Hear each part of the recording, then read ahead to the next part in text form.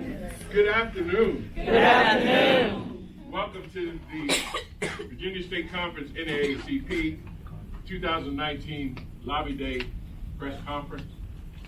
And we have had an excellent day today when it comes to lobbying our legislators. I invite all of you to continue to work with the Virginia State Conference and NAACP branches across this Commonwealth. On behalf of our entire executive committee, I say welcome and thank you all for taking the time out to be a part of this exciting day. We're also grateful for having Lieutenant Governor Mr. Justin Fairfax with us today.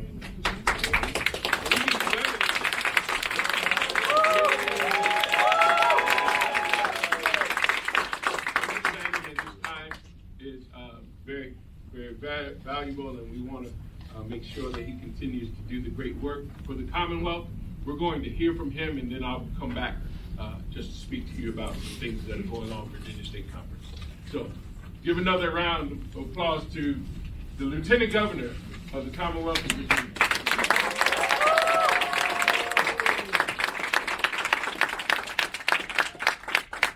Thank you. Good afternoon, everyone. Good afternoon. Thank you to the leadership of the State Conference of the NAACP for all that you do to make our Commonwealth a better place, more welcoming, and creating more opportunity for everyone. I was very pleased to welcome the State Conference to the Senate of Virginia.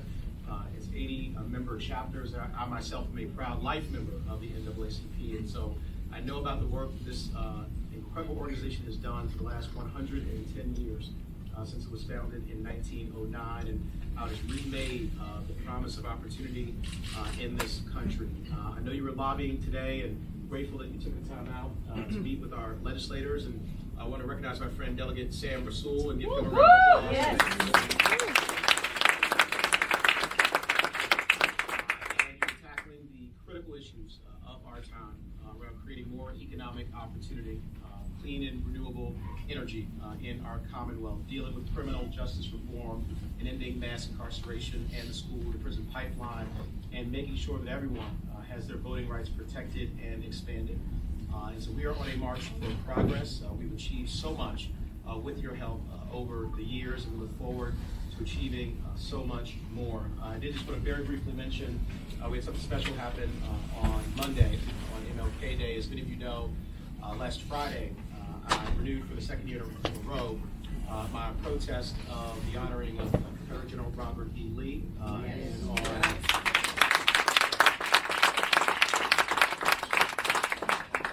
on this past Monday, it was Stonewall Jackson's birthday, and we thought they may want to honor him as they have done before in prior years. But I was proud to have as my guests in the Capitol and in the Senate a descendant of Robert E. Lee, Reverend Robert Lee IV, and descendant of Stonewall Jackson, Warren Christian. I invited them to come as my guest to make a statement about who we are, that we don't have to be bound by the worst aspects of our history. And as many of you know, I found out the week of our inauguration, January 2018, how I came by our family's last name of Fairfax. It was discovered in the old Fairfax County Courthouse, a manumission document that had freed my great-great-great-grandfather, Simon Fairfax, from slavery in Fairfax County, Virginia, 221 years ago, on June the 5th, 1798. He was freed by the 9th Lord Fairfax, Thomas Fairfax. My father got a copy of that document 2 days before our inauguration. He gave a copy of it to me 20 minutes before I walked up the steps of the Capitol on Inauguration Day to take the oath of office as the 41st Lieutenant Governor of Virginia. And so, if 220 years later, Simon Fairfax's great-great-grandson could become the #2 in command of the very same state where he had been enslaved, anything is possible in the Commonwealth of Virginia. Yes.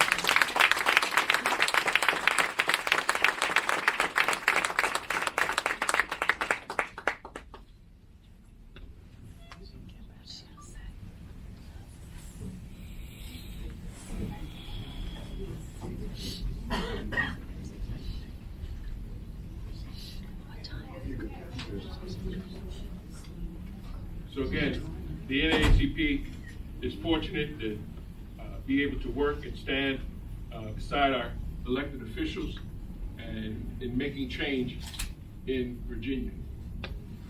As the president of Virginia State Conference NAACP, I am fortunate to be able to work with great folk across this Commonwealth who are standing up for justice. And that justice means that we're looking at social justice, economic justice, climate justice, because all of these things matter to our future and what it is that we stand for. And so we are not only the NAACP, but we are standing with great organizations dealing with the same issues. And because together we can do great things. And so we're excited about the work that has been done here. And so the next voice you'll hear will be none other than the political action chair of the Virginia State Conference, Mr. Justin Fairfax. He'll share with you the purpose of this day and why it's so important that we continue to lobby our legislators. Mr. Justin Fairfax.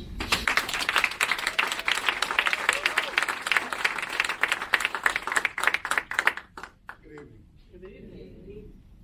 Thanks. In a word, this has been a tremendous day. True. We have, as an organization, worked towards this success over many years. And it's a good feeling. It really is. Certainly thanks to all of the members of the Virginia State Conference NAACP Political Action Committee. I can't tell you how much we talk, conference call, video conference call, as well as a number of other efforts in order to do what we've done today. And with the help of each and every one of you all, we will only keep working to go on to do bigger and better things in the future. So again, first of all, thanks to all of you all for being here, and everybody who has been a part of the effort. And if I get the count right, we had over 225 people who RSVP'd to be a part of this.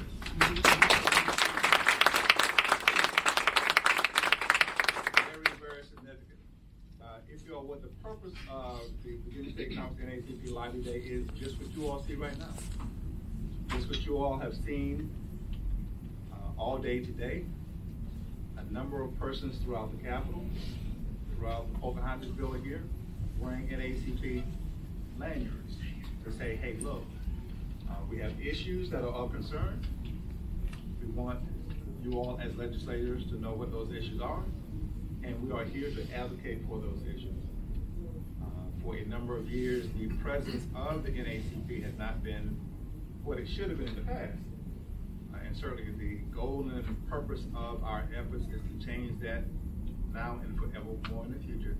So the NAACP and many, many other community groups, either working with us, by our side, or as partners, continue to advocate for the people, for constituents, for a lot of folks who are hurting the most out there in the community. So again, our goal and purpose is to begin to have a voice, a much louder voice in our state government as we go into the future years, a much louder voice when it comes out of the body politic here in Virginia. And we thank all of you all for being a part of today. And please go back home, tell everybody what you experienced today. NAACP members as well as others, we ask you all to go back to your branches and make a report, a formal report of what you all experienced today and what you all saw. That way that helps to further solidify the foundation that we have built right now, and in turn make it bigger and better in the future. So, again, thanks. I appreciate all of your efforts, and I know what time I got up this morning. So you all know, the request is for folks to be in the building across the street at 7:15 a.m. We promised three things. We go around the state talking about Lobby Day. Number one, it's going to be bitter cold. Number two, we're going to start early. And number three, we're going to have a ton of fun. And we did every one of those today. Thank you all very much.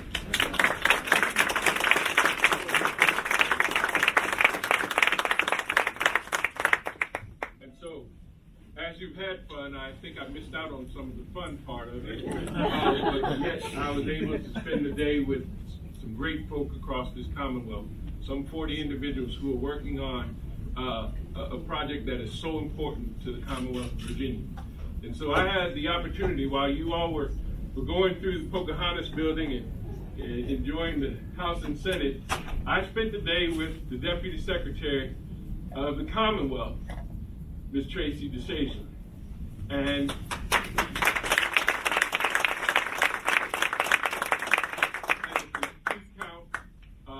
Census for 2020 Commission. And so we are doing the work to make sure that every citizen of Virginia is counted in 2020. And so that the locales will receive those resources that are necessary in our locales. So NAACPers, you will be hearing more and more about that as the days go by, because it's so important that we make sure that everyone is counted. And we have to all be a part of that. And so that's where I was, but just thinking about you all and what you were doing, and it is important. I'm not saying that it's not important, but I just thought that I could do greater things in serving on that commission, and it is an honor. So with that, we're delighted to have Deputy Secretary to be with us today. Also, a friend of mine, a friend of the NAACP, Delegate Sam Rasoul. And Delegate Sam Rasoul has been instrumental in environmental justice. And so Karen and Lee, where's Karen? Karen Camlin and Lee are working, they're co-chairs for the Green New Deal, Virginia.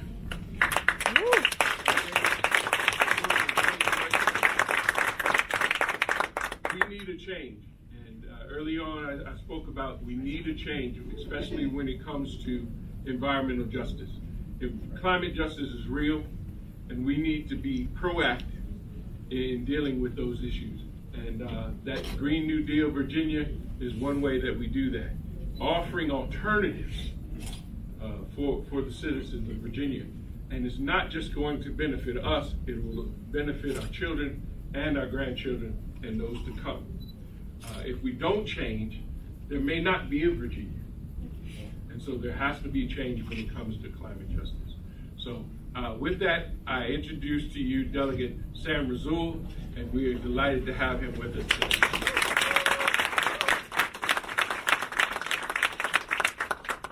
Well, good afternoon, everyone. It's certainly a pleasure and honor to be with you as a Silver Life member as well of the NAACP. We really appreciate all the wonderful work that the NAACP does locally. We have local Roanoke folks from NAACP. I wonder who they are. So we, Jesse, Kevin, to so many of the steering committee here who have helped to put this together. Also, your bold leadership, and some of that leadership isn't always easy. Especially when you're around politicians, there's a lot of egos sometimes. You got to navigate the waters, you're trying to thread certain needles. So we certainly don't envy your task all the time. So thank you for putting up with people like me to try to do what's best for the Commonwealth, for sure. Thank you also for recognizing some strong women of color who are leading the way. You saw the Secretary and Karen today.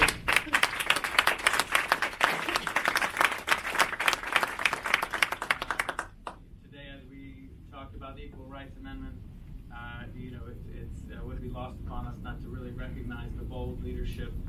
Many times you certainly don't get the thanks that you deserve, but we appreciate your bold voice as we move forward. The NAACP's second president was a gentleman by the name of Joel Spingarn, a Jewish American Republican who believed so deeply in equal rights. This is back in the 20s and 30s. That the NAACP elected him as their second president. Why? Because we know that we cannot separate conversations when it comes to hate, when it comes to discrimination, when it comes to justice in many of its forms. And to this date, it's about 100 years old, the oldest and most prestigious award that the NAACP awards nationally is the Spingarn Award. That is given annually to one individual who has made an impact across America. And every time you hear that, you should think about, well, here is a Jewish Republican who actually was helping to lead back then why we say that is because of the intersectionality of all of these struggles. Even as we look into the presidential election, decades past with Jesse Jackson, who was starting his presidential aspirations in the early 80s, and he realized that there were people showing up to his marches with bags on their head, and it was poor white farmers who, maybe didn't want to be seen, but wanted to be present because they understood that the economic injustice that Jesse Jackson spoke of at that time spoke for them. Well, we've been divided, whether it be social justice, economic justice, environmental justice. We've been divided, and when we have been divided, unfortunately, they've been able to silence some of our voices. We need to build broad coalitions. Those coalitions are the only way for us to be able to elevate and to bring to the forefront. And yes, we're not going to always agree. We're not going to always even get along. I mean, Kevin half the time said, no, I'm just kidding. Me and Kevin have a great relationship. But the point is, it's not about figuring out all the details. That's why it's a coalition.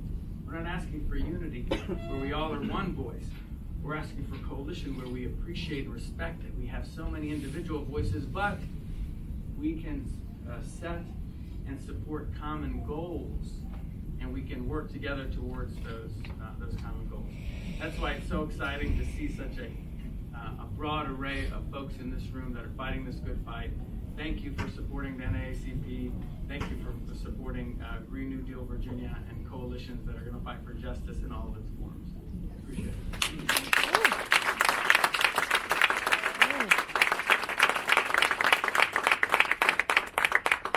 What do we want? A Green New Deal.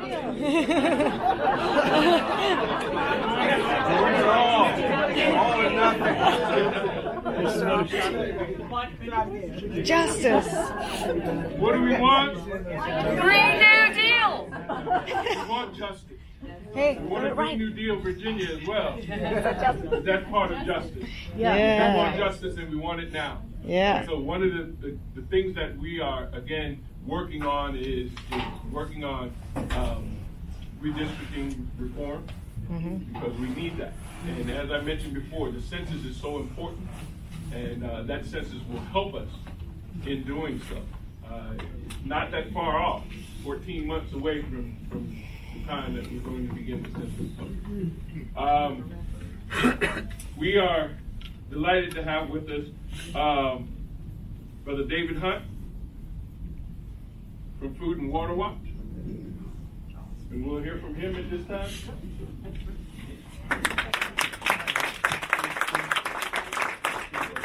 This morning, so let's keep it short. Sam, I'm glad you're still here so you can explain what happened today. But let me begin by saying thank you for all the work that you've done. And it makes a difference. So here's what happened today. All these organizations showed up and said, look, kind of stop putting poison in our air and our water and our land and killing our people. Can we start talking about it realistically? Can we at least think about and talk about using the sun, the wind, the earth to create renewable energy that doesn't kill us, that also can create thousands upon thousands of jobs? Can we at least just start talking about that? Last year we brought the same bill up, the Virginia Off Act, which says we got to get off of fossil fuel by 2020, and it died in committee. Because of the work you did today, and over the last couple of months, it didn't die in committee. It actually passed out of committee.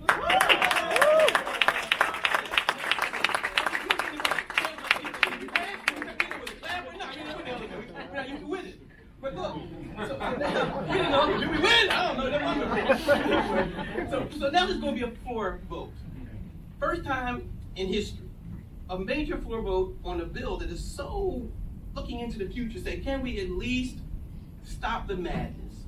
It's going to be a floor vote a couple weeks from now. Now, I know people are going to say, well, we can't win that. My brother here, Jorge, has won 2 major battles in the last couple of years.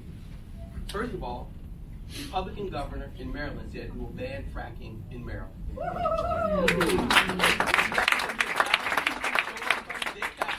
And demand that. And then my brother Jorge a couple weeks ago got the new governor coming in Florida to say, a Republican governor, to say we will ban fracking in Florida. So look, we can win this thing. We just got to keep showing up. Keep showing up and keep talking about not just the injustice of the craziness of all this, but the possibilities. The possibilities of stop killing our children, stop killing ourselves off, but creating thousands and thousands of jobs, recreating this whole environment. We can do this. I've been lots of places around the world. The Chinese are everywhere creating solar panels for everybody cheap, right? Batteries are coming online that are cheap. When the new things come into, there's also wave technology. Waves come and waves go. We can win this. Now the other side said that they had about 10 of our folks lined up and talked about the justice of it all. They had 10 folks lined up in that nice suits on, eyes. They all said, jobs, jobs, jobs, jobs, jobs, jobs. As if we aren't smart enough to create some damn jobs. Right? They never not one of them mentioned poisoning in the air. So I'm going to end by saying something positive. My brother Sam says, Dave, you got to end this stuff up positive. Our grandchildren will thank us for the work we did today. At some point, they will look up and go, when did Virginia change? And were my grandparents there? Were there people who thought about me 50 years ago and said, let's end the madness and bring about a clean, renewable energy in Virginia? And the day was one of those days.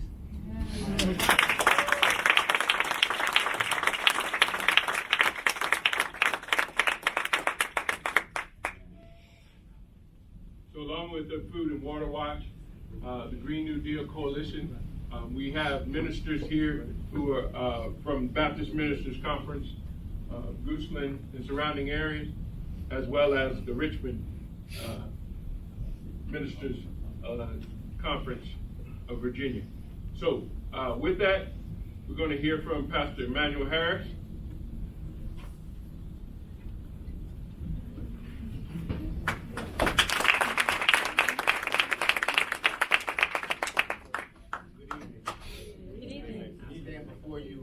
As a shepherd first, who's concerned for his flock. House Bill 1902 will greatly help churches in their environment. It will greatly help churches in their budgets because, as you know, we often are asked to do a lot on meager resources. Contrary to popular opinion, most churches aren't large churches, but most churches are small to medium-sized churches. Just like me, we're in a rural area, and we're doing the best we can with what we have. So bills like this would greatly help us to relieve our budget so we can do more work in the community. That's number one. Number two, no matter what your income is, you should be able to live in a clean environment. So we really feel that money should not dictate whether or not you inhale pollution in your lifespan.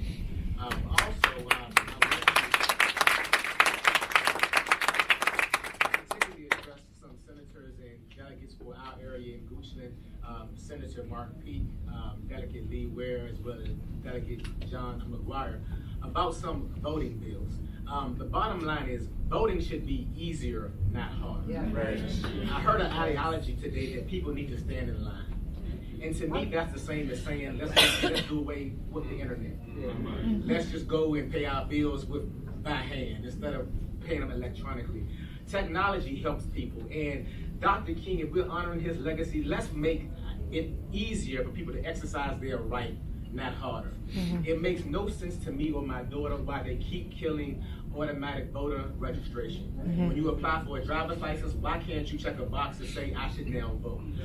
So I just feel that at the end of the day, you can figure out excuses to make things harder for something that you don't want to do. But if you are a visionary, you'll say, how can I bring about change? Right. And that's what we're here for today, so our legislators can bring about change and not just do what's always been done, especially if what's been done is not justice. Right.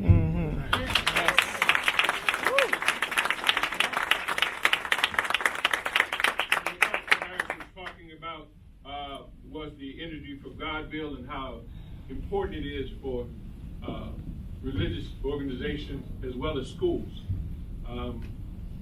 As I often say, that when it comes to big energy, we pay them to kill us. We pay them to kill us. And we do it every month.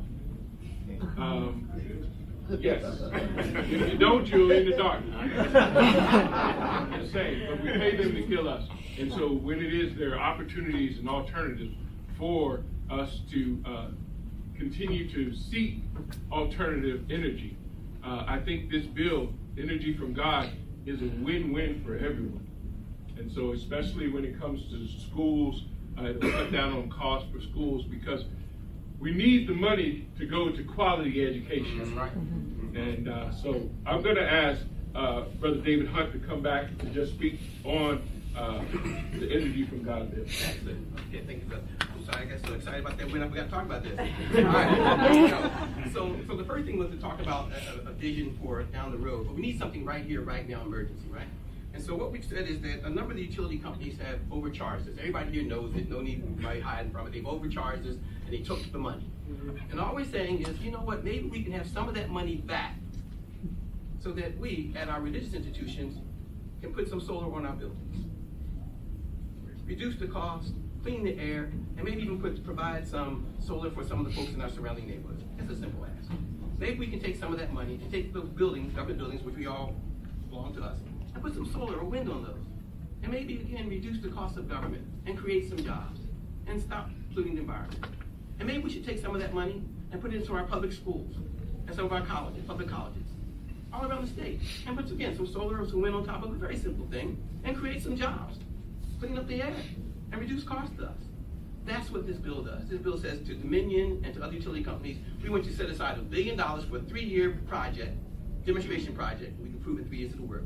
So that we can take some of this money and put solar and wind on our churches, on our public buildings, and on our public schools. And to, again, just stop poisoning us. Right? That's what this bill's all about. Now, the bill 1902 will probably come up to Wednesday at 3. Wednesday at 3. Again, all we gotta do is show up. Show up and demand that there be an actual floor vote on this, that people vote on it, so there's a floor vote on it. And then, even if we lose there, we will be watching those people voted against us. That's the real deal.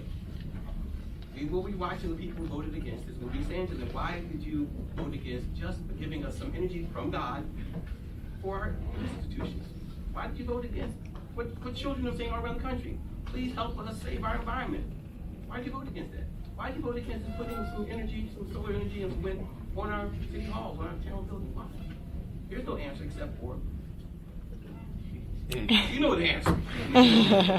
But we must hold people accountable for that. That's all we're really saying. So this is a great bill. This is the NAACP's major bill. It is like your name is all over it. People will be saying, the NAACP let us out of this darkness. Ooh.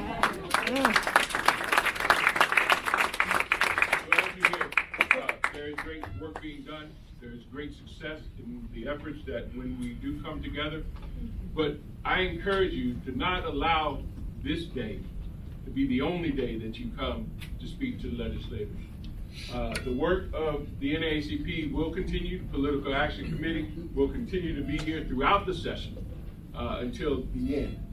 And Brother Jesse and other members have been faithful in coming down early in the morning to meetings and making sure that the NAACP voice is heard.